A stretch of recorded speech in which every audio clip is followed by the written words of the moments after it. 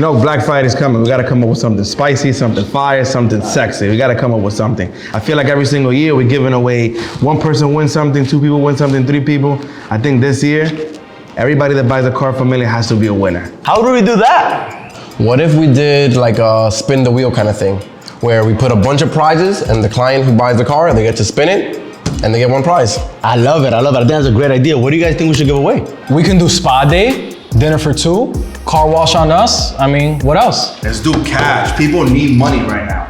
If we put cash, people are gonna wanna join, people are gonna wanna participate. If we do cash, I mean, how much?